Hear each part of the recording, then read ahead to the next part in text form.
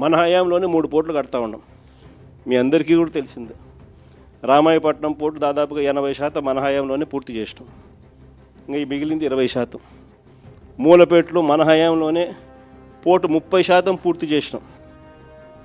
మన హయాంలోనే ల్యాండ్లు పూర్తి చేసినాం, పర్మిషన్లు పూర్తి చేసినాం, ఫైనాన్షియల్ క్లోజర్ పూర్తి చేసినాం, డబ్బులకు ఇబ్బంది లేకోకుండా దానికి సపరేట్ బ్యాంక్ అకౌంట్ క్రియేట్ చేసి సపరేట్గా దానికి లోన్ శాంక్షన్ చేసి సపరేట్గా దానికోసం చేసినాం. మూలపేట అయినా, రామాయపట్నం పోర్ట్ అయినా, లేదా మచిలీపట్నం పోర్ట్ అయినా. మచిలీపట్నం కూడా 30% పూర్తి అయిపోయింది మన హయాంలోనే. ఈ రోజుకి 2 ఏళ్ళు అయిపోయింది. అన్ని చోట్ల పనులు ఆపేసినాడు. వీళ్ళకి సంబంధించిన వాళ్ళకి సబ్ కాంట్రాక్ట్, వీళ్ళకి సంబంధించిన వాళ్ళకే వాళ్ళని తప్పించి కాంట్రాక్ట్, వీళ్ళకి సంబంధించిన వాళ్ళకి కాంట్రాక్ట్ ఇప్పించుకోవడంతో కనీసం అదన్న పనులు జరుగుతున్నాయంటే లేదు, అది కూడా అయిపోయినా.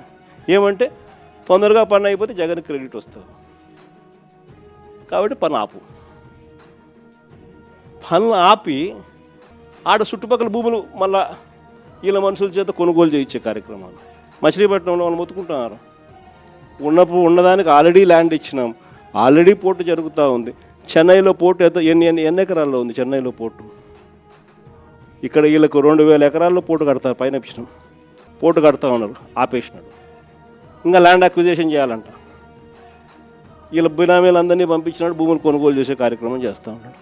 దాని తర్వాత దాన్ని మొదలు పెడతాడంట. ప్రతి అడుగులోనూ కూడా నాకేంది